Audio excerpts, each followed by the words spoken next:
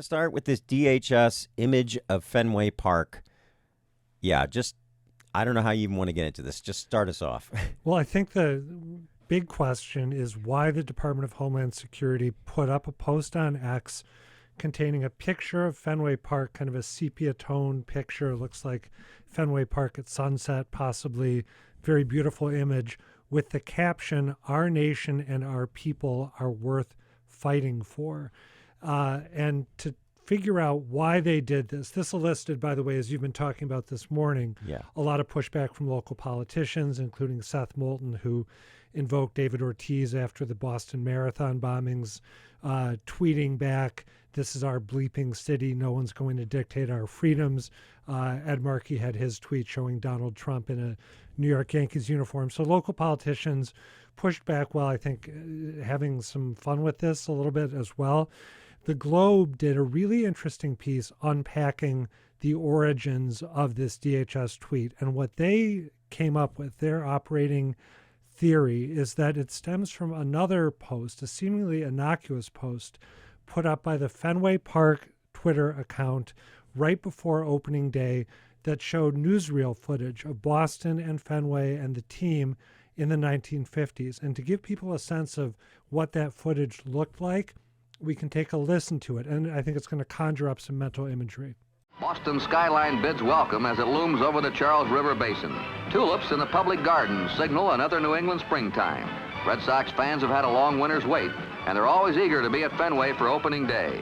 Yes, sir, let's go to the ball game. We're outside with the crowd right now on the Jersey Street. So you and I were talking about this and the fact that the Globe pointed to this video that, again, you say seemingly innocuous, had 10 million views. Well, it's the kind of footage that you might see we here at WGBH tweeting out. GBH Archives maintains this fascinating Twitter account that puts out all these, like, if you're interested in Boston, if you love Boston history, this stuff is really fun to look at. Sure. But that is not how this particular post went over. You and I were talking on the phone yesterday, reading through some of the commentary it elicited, and basically the response seemed to be almost entirely from hard right-wingers who were bemoaning how white Boston used to be and how non-white it's become. Just to quote a couple, America of the past is unrecognizable when compared to today. Sad. Here's another one. Dear God, this is heartbreaking. What have we done to our civilization since the 1960s Cultural Revolution? Another one used an offensive nickname for Michelle Wu, Mayor Michelle Wu, and said she and the radical left have done everything in their power to erase this version of the once beautiful city of Boston. Hence why I used the word seemingly in front of innocuous just a second ago. If you go to this, I mean, this is just like a core sample. I mean, is it only a bunch of white supremacists and racists replying? Maybe not, but maybe it's not. Very but there were prominent. A lot of them. I mean, you and I read again tweet after tweet, and that was the response. And people brought up the Great Replacement, which is this paranoid theory that somehow, nefarious forces are working to replace white people with other people, white Christians with other people. Right. And what people were zeroing in on, and even though I just want to be explicit for people because they can't actually see it, and you said it conjures, I think what all these people are zeroing in on is the lack of anything but a white face in that video. Exactly. Which, if you are looking at it with nostalgia, maybe that and in a good nature, which I guess is what you're saying, which is what the Fenway Park account meant when they posted it. Maybe that doesn't stick out to you, but it sure stuck out to these people. That seems to be these comments we're quoting, and there's a lot of them if anybody wants to go look at it. And they get really nasty towards Mayor Wu.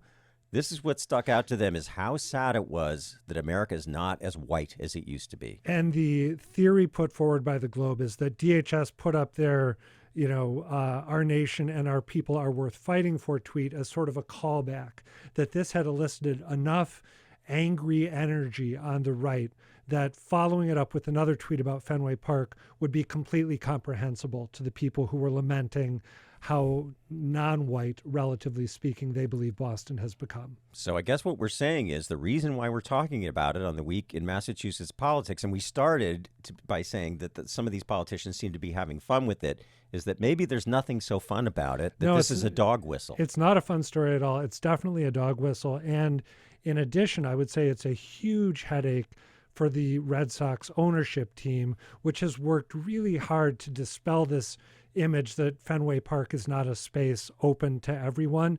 They're operating, I think I've used the phrase operating theory before in this segment. What they want, what Red Sox ownership wants, is the audience in Fenway Park to look like the population of Boston. That's something they've been working for, and this is a setback when it comes to PR for them. Yeah. Well, we do have to turn. We want to have time to talk about the Massachusetts GOP convention.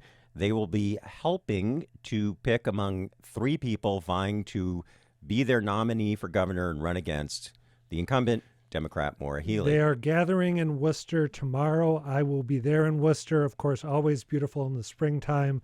Extra exciting with this Mass GOP convention going on.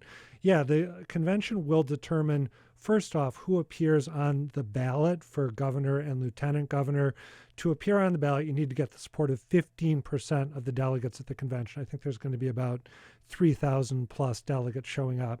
So for governor, you need to get 15%, actually for governor and lieutenant governor, you need to get 15% to be on the ballot, and you need to get 50% plus 1 of delegates to come out as the endorsed gubernatorial candidate of the Mass GOP. Just a reminder to people, we have Mike Keneally running, who's worked in private equity and also was the chief of housing and economic development under Governor Charlie Baker. We have Mike Minogue, a former biotech executive and GOP mega donor, and Brian Shortsleeve, a venture capitalist and former head of the MBTA under Governor Baker. One of the things that's going to be really interesting to follow, that I'm looking forward to following in the hall, is whether people bring up Charlie Baker at all, and if so, how they talk about him. When Charlie Baker was governor, he was a living reminder of this sort of other way of doing business for Republicans, a non-Trumpian way of doing business. But Baker's been gone for a little while, and Trump, of course, is president yet again. So whether people invoke Charlie Baker with nostalgia or whether they act like he was never governor at all, I think is going to be a really interesting subplot. And what's the daylight between the 3 of these, just briefly? Well, some of them are Trumpier than others. Okay. I would say that Mike Keneally, I think, has taken a slightly less pro-Trump approach. I don't believe that he voted for President Trump in either of his campaigns. I believe the other 2 candidates did, but that's not something that Mike Keneally is playing up. Yeah, so I think that's some of the daylight. There's experience as well, and just their sort of general MO when it comes to campaigning, how they present themselves. Mike Minogue and Brian Shortsleeve are veterans. Mike Keneally, I do not believe, is a veteran. So that's some of the stuff that sets them apart.